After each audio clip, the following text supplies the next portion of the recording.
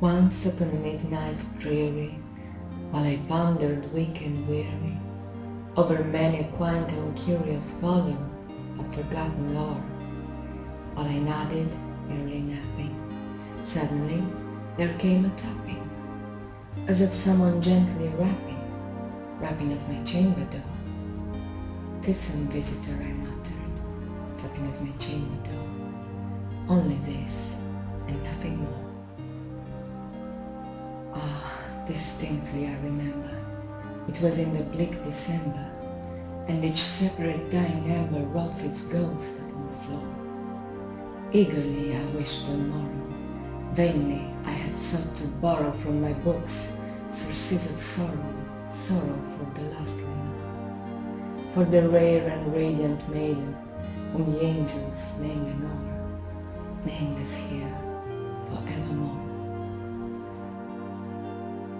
And the silken sad uncertain rustling of each purple curtain thrilled me, filled me with fantastic terrors never felt before.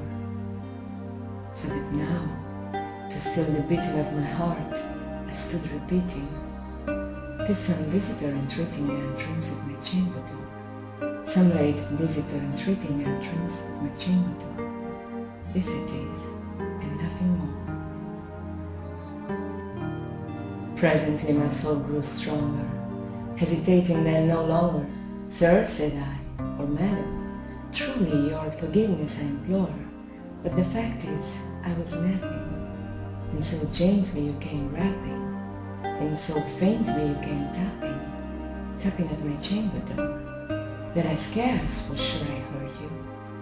Here I opened wide the door, darkness there, and nothing more.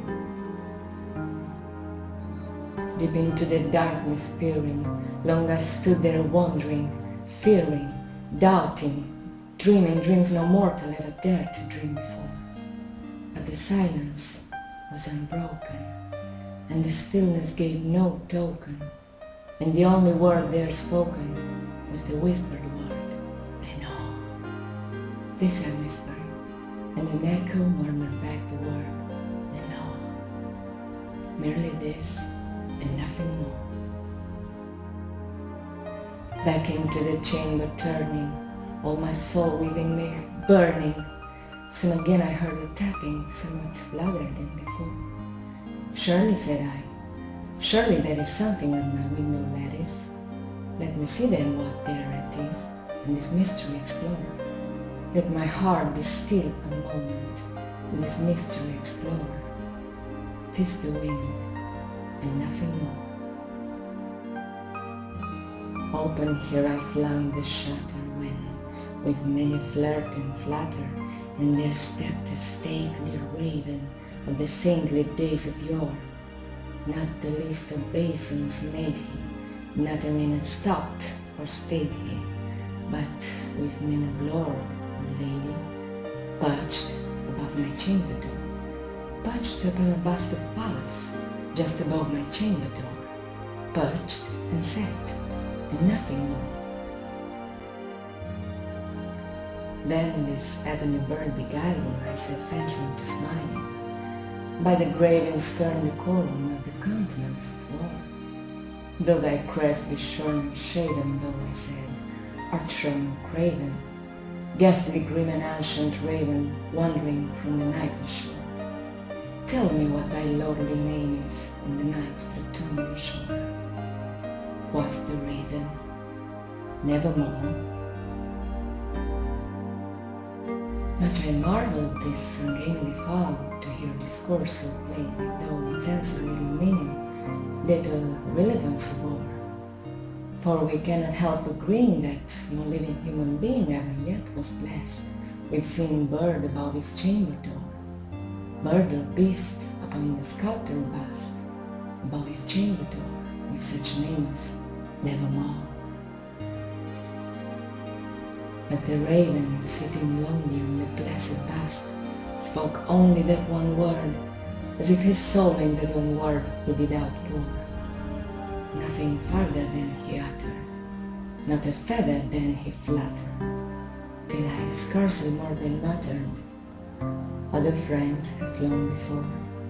On the morrow he will leave me, as my hopes have flown before. Then the bird said, nevermore. Startled at the stillness broken by a reply so aptly spoken, doubtless, said I, what it utters is its only stock and store, caught from some unhappy master whom unmerciful disaster followed fast and followed faster, till his songs one burden bore, till the dirges of his hope that melancholy burden bore of nevermore.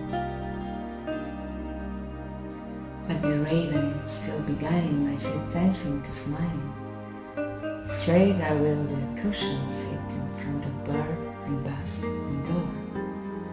Then upon the velvet sinking, I betook myself to linking fancy unto fancy, thinking what this ominous bird of yore, what this green, ungainly, ghastly, gaunted, ominous bird of yore meant in croaking nevermore. This I sat engaged in guessing, but no syllable expressing to the foe, whose fiery eyes now burned into my bosom's core. This and more I sat divining, with my head at ease reclining on the cushion's velvet lining, that the lamplight gloated o'er, by whose velvet violet lining, with the lamplight gloating o'er, she shall press, nevermore. Then methought the air grew denser, perfume from an unseen censer, swung by seraphim whose footfalls tinkled on the tufted floor. Wretch, I cried, thy God hath lent thee, by these angels he hath sent thee, respite, respite in nepenthe from thy memories of Lenore. Quaff, oh, quaff this kind nepenthe, and forget this lost Lenore. Quoth the raven, nevermore. Prophet, said I, thing of evil, prophet still if bird or devil, whether tempest ascend, or whether tempest toss the hero's shore. Desolate yet all undaunted, on this desert land enchanted, on this home by horror haunted, tell me, truly I implore, is there balm in Gilead? Tell me, I implore. Quoth the raven, nevermore. Prophet, said I, thing of evil, prophet still if bird or devil, by that heaven that bends above us, by that God we both adore, tell this soul with sorrow laden, if within the distant Aidenn it shall clasp a sainted maiden, whom the angels name Lenore, clasp a rare and radiant maiden, whom the angels name Lenore. Quoth the raven, nevermore. Be that word our sign of parting, bird or fiend, I shrieked at starting. Get thee back into the tempest and the night's Plutonian shore.